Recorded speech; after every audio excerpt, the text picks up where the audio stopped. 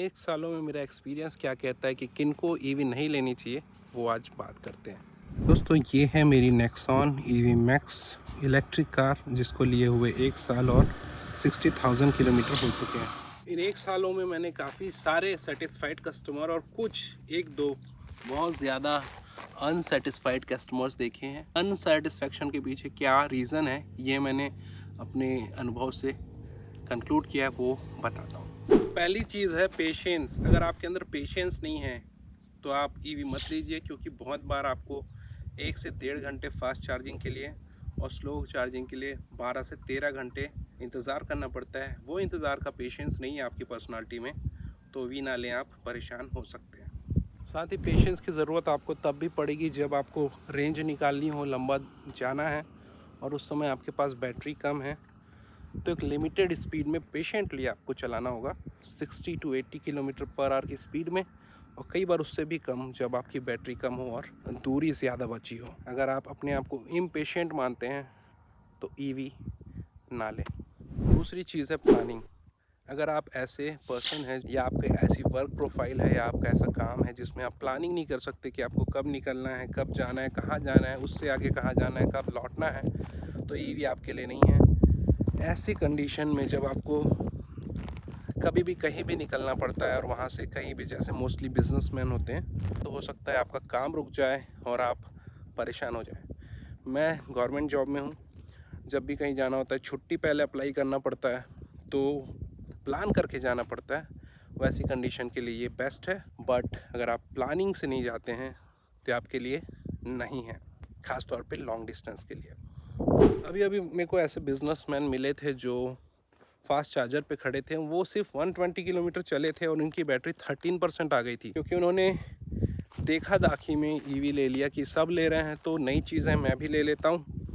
और उन्होंने 140 की स्पीड में गाड़ी को चलाया काफ़ी लंबे समय के लिए, तो 120 किलोमीटर में ही उनकी बैटरी चार्ज करने के लायक हो गई। फिर जहाँ पे वो फास्ट चार्जर लगा था, एक बार में चार्ज नहीं कर पा रहे थे, क्योंकि उनका फर्स्ट एक्सपीरियंस था, तो वो गाड़ी लेके पछता रहे थे और बहुत भला बुरा कह रहे थे गाड़ी को, और ये बोल रहे थे कि मेरे ड्राइवरों ने फंसा दिया। तो अगर आपके साथ भी ऐसा है कि आप देखा देखी में ले रहे हैं ईवी, तो पहले आपको एसेस करना होगा कि आपके काम की है या नहीं। अगली चीज़ है दोस्तों रनिंग। अगर आपकी रनिंग दिन की 5-10 किलोमीटर, 20 किलोमीटर, 50 किलोमीटर है, इतना कम रनिंग है, तो ईवी का जो एक्स्ट्रा कॉस्ट है इनिशियली, वो देने का कोई भी मतलब नहीं है। कम अगर आप गाड़ी चलाते हैं और सस्ती गाड़ी में रह सकते हैं, 8-10 लाख तक की गाड़ी में आपका काम चल सकता है, तो ईवी आपके लिए पैसों की बर्बादी होगी, क्योंकि जो ज़्यादा गाड़ी चलाता है, ज़्यादा जिसकी रनिंग है, उनके लिए ही ईवी ज़्यादा फ़ायदेमंद है। तो बहुत बार ही ऐसा होता है कि हमको बहुत लंबा टूर पे जाना होता है।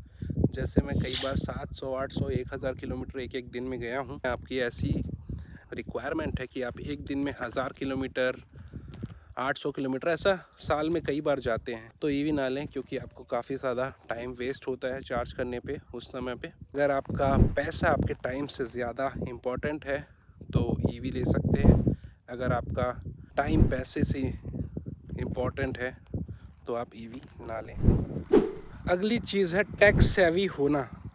इलेक्ट्रिक कार अगर आप ले रहे हैं तो कहीं ना कहीं आपको टेक की जानकारी होनी चाहिए, थोड़ी बहुत ऐप चलाना आना चाहिए चार्ज वगैरह करने के लिए। तो अगर आपका एज ज़्यादा है, आप टेक के बारे में सीखना नहीं चाहते, किसी भी रीज़न से एज कम है, टेक के बारे में नहीं सीखना चाहते, ऐसे भी लोग हैं, तो ईवी ना लें। क्योंकि अगर आपको सिंपल पेट्रोल पंप जाके खड़े हो जाना है, पेट्रोल भरता है, वैसा चाहिए, तो वैसा ईवी में भी फैसिलिटी अवेलेबल नहीं है। आपको ज़्यादातर जगह खुद से ऐप से चार्ज करना पड़ता है। डिफरेंट कंपनी के डिफरेंट ऐप है, तो आपको टेक सेवी थोड़ा सा तो होना पड़ेगा। टेक से नफ़रत है तो ईवी ना लें। अगर आप एक ऐसे स्टेट में हैं जहाँ पे इलेक्ट्रिसिटी काफ़ी महंगी है, जैसे कि 10-12 रुपये पर यूनिट है, तो ऐसी जगह पे ईवी लेने का ज़्यादा तुक नहीं बनता, ज़्यादा आपको इकोनॉमिकली फ़ायदा नहीं होगा। मेरे यहाँ पे तो 4-5 रुपये, 6 रुपये है, उसमें भी 50% सब्सिडी है, तो मेरे यहाँ ये काम करेगा। आपके यहाँ अगर इलेक्ट्रिसिटी महंगी है तो ईवी आपके लिए नहीं है। अगला चीज़ है मूवेबल जॉब। अगर आपकी जॉब बहुत जल्दी चेंज होती है जगह, एक जगह से दूसरी जगह फिर तीसरी जगह, तो ऐसे कंडीशन में आपको हर जगह चार्जिंग के लिए सेटअप लगाना होगा और उसमें खर्चा आता है बार बार, थोड़ा सा कॉस्ट होता है 400-500 इस तरीके का। AC फास्ट चार्जर जो 7.2 किलोवाट वाला है तो उसमें तो बोलते हैं 10 से 12 हज़ार भी लग जाता है इंस्टॉलेशन का। तो अगर आपका ऐसा जॉब है जो बार बार आप ट्रांसफ़र होते रहता है तो वैसी कंडीशन में एक बार EV लेने से सोचना पड़ेगा। 1 साल 2 साल एक जगह स्टेबल हैं तो ठीक है, लेकिन इससे अगर कम है तो आप EV लेके थोड़ा सा पछता सकते हैं, क्योंकि आपको पता नहीं नेक्स्ट जगह पे कैसा घर मिलेगा, क्या मिलेगा, वहाँ पे चार्जिंग के लिए कितने किलोवाट का कैपेसिटी होगा और हर बार खर्च करना होगा। बार बार शिफ्टिंग होती है तो EV आपके लिए शायद नहीं है। अगली चीज़ है दोस्तों, अगर आप ड्राइविंग एंथुजियास्ट है, इस तरीके का ड्राइविंग एंथुजियास्ट है कि आपको ट्रांसमिशन वाली गाड़ी, गियर वाली गाड़ी पसंद है, तो EV आपके लिए नहीं है, क्योंकि इसमें सभी मॉडल अभी ऑटोमेटिक आते हैं। आप वो गियर और क्लच का मज़ा नहीं ले पाएंगे। अगर ये कंडीशन है, EV आपके लिए नहीं है। क्योंकि मैंने कुछ पर्सनालिटीज़ ऐसी देखी हैं जो बहुत ही लापरवाह होते हैं, इवन अपना फ़ोन भी चार्ज करना भूल जाते हैं, या चाबी भूल जाते हैं, या हर चीज़ भूल जाते हैं। हाँ दादा, पैदल जाते हो पूरा? अच्छा, तो भैया की बात तो मैं ज़्यादा समझ नहीं पाया, बट वो क्यूरियोसिटी में आ गए थे। एनीवेज, तो कुछ ऐसे मैंने पर्सनालिटीज़ देखे हैं जो अपनी चाबी भूल जाते हैं, चार्ज करना भूल जाते हैं फ़ोन को, या कुछ भी चीज़ भूल ही जाते हैं हमेशा। तो वैसे लोगों के लिए भी नहीं है, वैसी आदत है अगर आप तो फंस सकते हैं। ध्यान रखें, EV आपके लिए नहीं है। तो दोस्तों, मैंने कोशिश की है कि सारे एस्पेक्ट मैं बता पाऊँ अपने एक्सपीरियंसेस से। और कंडीशन है जो मुझे अभी याद आया जिसमें आपको EV नहीं लेनी चाहिए। अगर आपके एरिया में बार बार इलेक्ट्रिसिटी कट होती है, बार बार पावर का जो है कंटिन्यूस सप्लाई नहीं है, तो भी EV ना लें, क्योंकि आप EV ले लेंगे, कहीं इंपॉर्टेंट काम पे जाना होगा, लाइट गोल होगी, आप चार्ज नहीं कर पाएंगे।